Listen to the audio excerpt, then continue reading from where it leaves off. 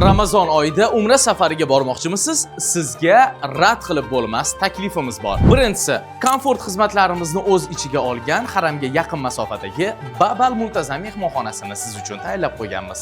Ikkinchisi, siz oteldan haramga bor yo'g'i 3-4 daqiqada yetib olasiz. Bu sizga taroveh va jamoat namozlarini haramda kechikmasdan o'qish imkoniyatini beradi.